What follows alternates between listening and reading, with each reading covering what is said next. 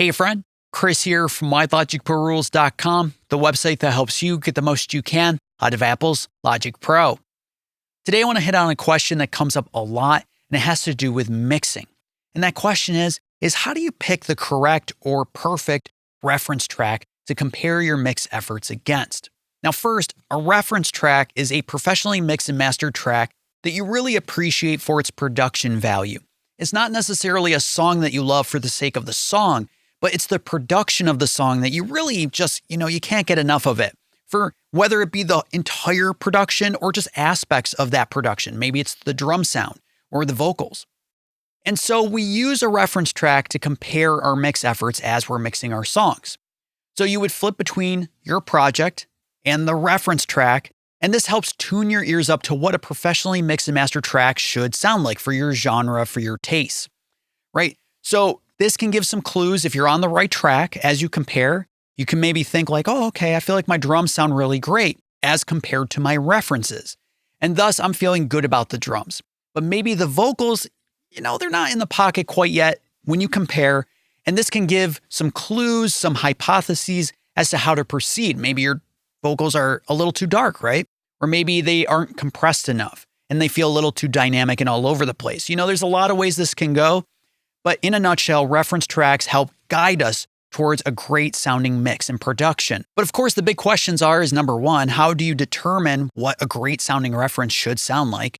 Number two, how do you find a great reference to load into your projects? Because, the Apple Music app is switched from just iTunes to Apple Music, and streaming's a big thing. It's not necessarily easy to find a song to download to load into your projects.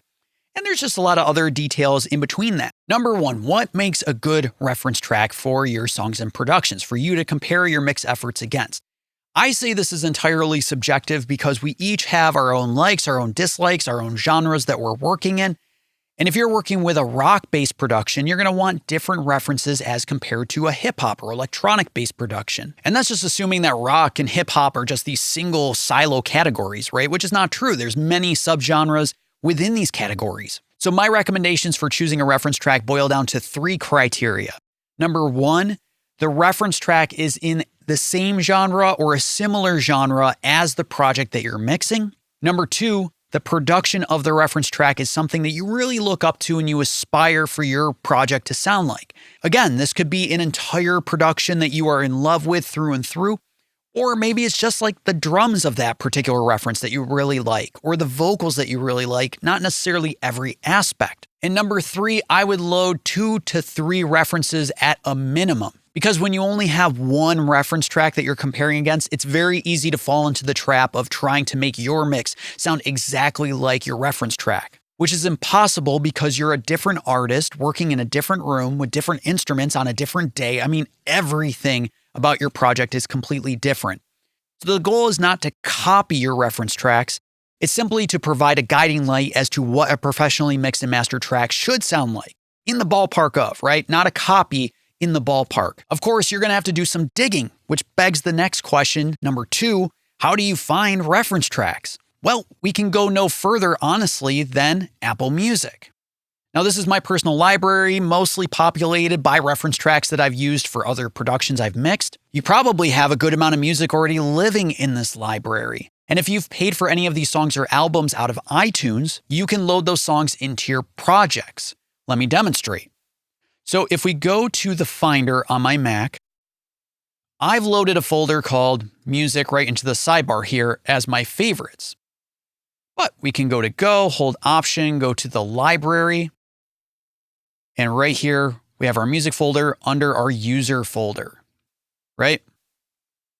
And we have a couple folders under the media folder within the music folder. Again, that's the user library folder, music, media.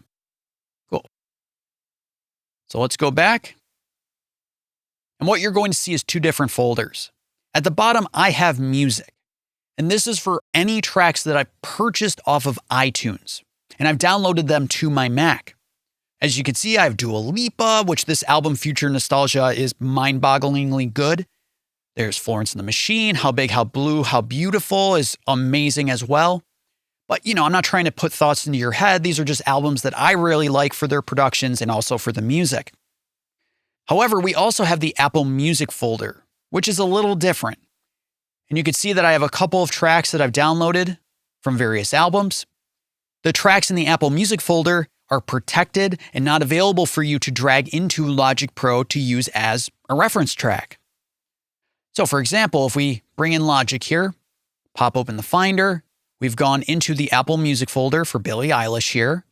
And this is a track that I've downloaded, and you can see that it's an HLS media file, meaning it's protected and I can't drag it into Logic at all. The HLS media files account for both Atmos tracks that you've downloaded and also lossless tracks that you've downloaded. So you can't load that Billie Eilish Atmos mix into your Logic Pro project, and you can't load that lossless album or audio file into your projects as well. So instead, we go to the music folder to load our reference tracks, and these tracks are technically lossy, meaning that they've been compressed in some fashion for easier transport and distribution to your phone, to your Mac, etc. Now, how do you purchase tracks off of Apple Music from the iTunes Store is a really good question, because it seems like iTunes is being hidden further and further into the Apple Music app. But if you want to purchase a track from Apple to use as a reference from the iTunes Store, this is how you do it. Let's go to this track right here, which this track right here is absolutely amazing. It is a French-Canadian hip-hop, the space and the low end, and this song is just amazing. But if we go to the three dots right over here, click on it, we can show this song in the iTunes Store, which allows us to purchase the song. And this applies also to Apple Music as well. So if we close out of that, maybe go to the Strike Anywhere album, double click. So right now we're in Apple Music, we're streaming these songs, but maybe I want to purchase one of these songs because I think it would be a really great reference to load into Logic. Once again, go to the three dots, and we're going to show this in the iTunes Store, and then we'll load up the album, which allows us to purchase a track right from the iTunes Store, right? So you click on the $1.29 and you load your Apple ID and password, and then you can purchase it. And that will appear in the Finder under your user folder, under Music, under Media. And there should be a folder for that artist with a folder within that folder for the album with the files that you've purchased. But you do have to keep in mind a couple of Apple Music preferences.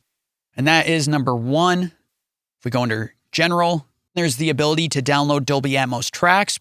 Again, you can't load those into Logic, so that might not be helpful to you. Number two, under Playback, we have the option to adjust how our tracks are downloaded.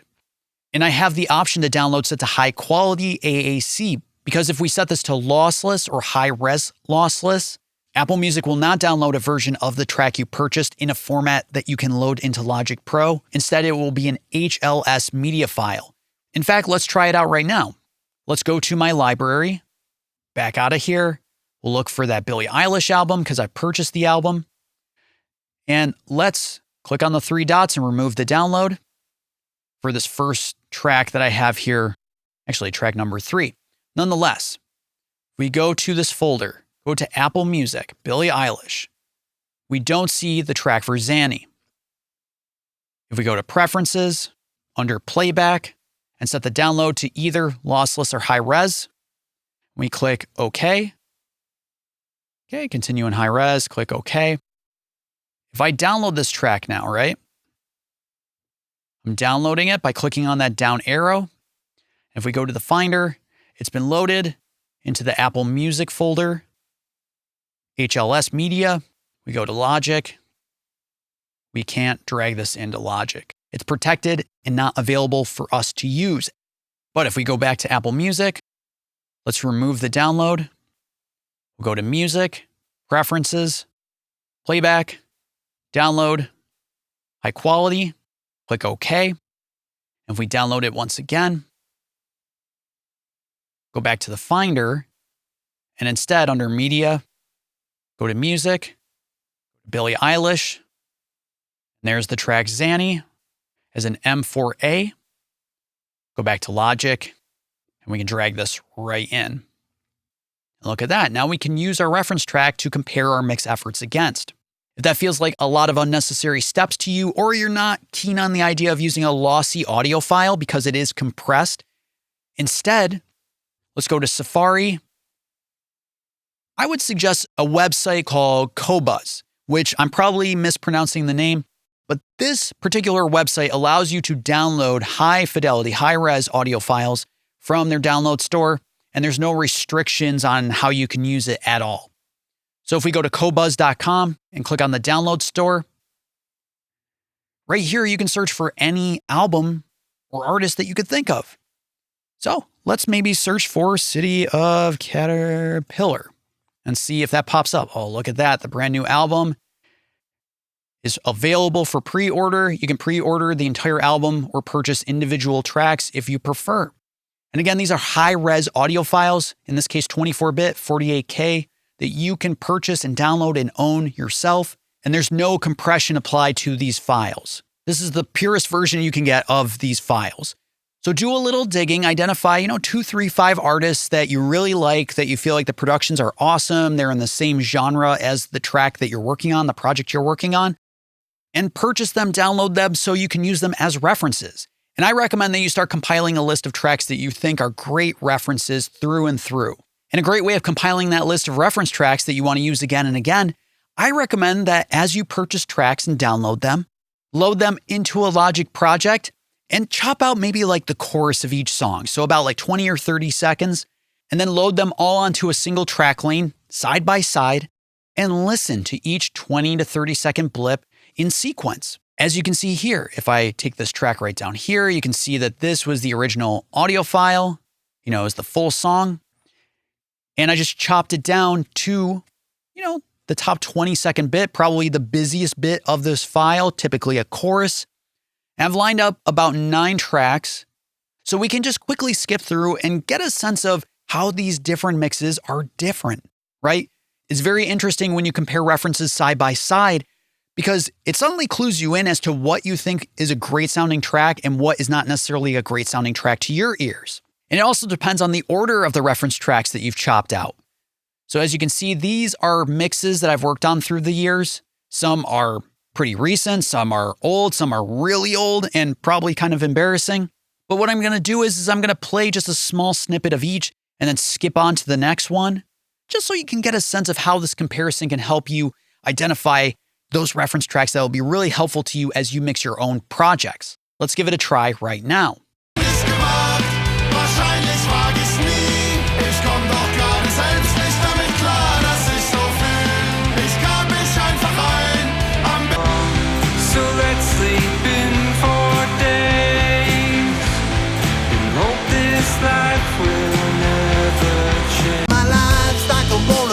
Up and down, the throttle gets stuck on this merry-go-round. It's all I can do to just hold my ground. Still, the tree was right here and the flowers right there, but it's all been erased by the slow passing of time.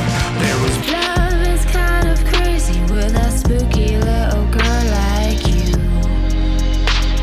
Spooky. Cool, so you get the idea. You load your references into a Logic project. I would save this project, and then you snip out about 20 or 30 seconds of each reference, line them up on a single track lane.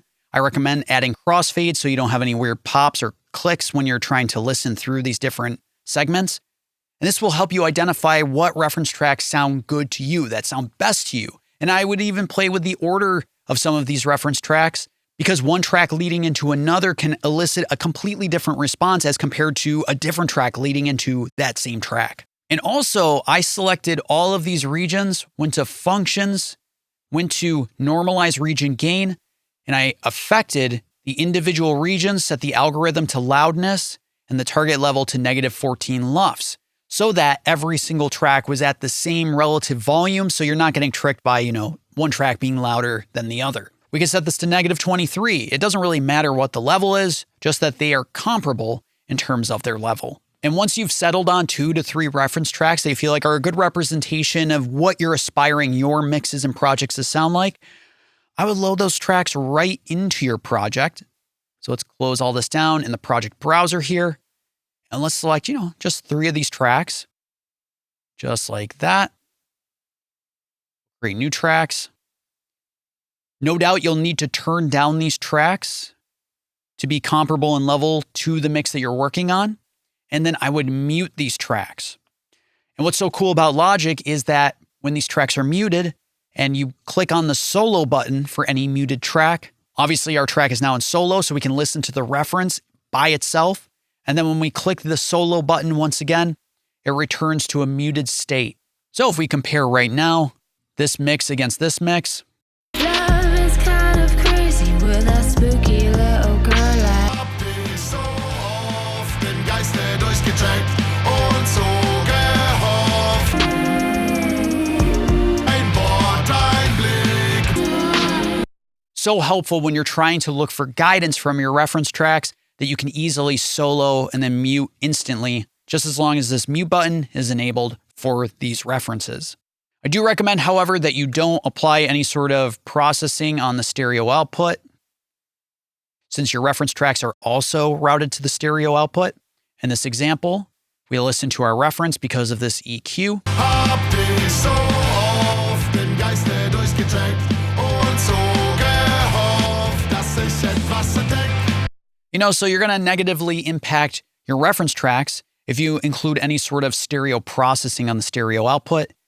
Instead, I recommend that you set the output for every track in your session, except for the references, to a bus. And I usually use bus 32, and I call this the submix. And this allows me to process my mix as a whole without negatively impacting the references, which I'm, relying on for clues as to how to mix my own projects. Lastly, if you are starting to work in Atmos and you want to compare against a reference track that's also in Atmos, that's going to be a little tougher because, again, those Apple Music Atmos files that you can download, but they're a protected format you can't bring into Logic Pro. Instead, I would recommend a third-party application called Listen Hub from Sonix. And the only reason I recommend it is because you can actually pipe Apple Music to a particular set of outputs in Listen Hub and then pipe Logic Pro's outputs to another set of outputs. And then you can flip between Apple Music and your Logic projects side by side thanks to Listen Hub's different tabs. It's basically a monitor controller, and you can use your iPad as the monitor controller, which I use just about every day.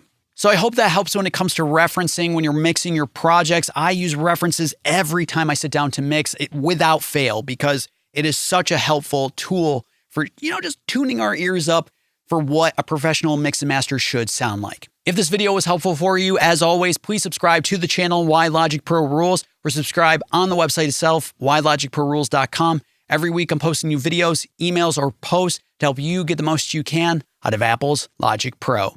Thanks so much.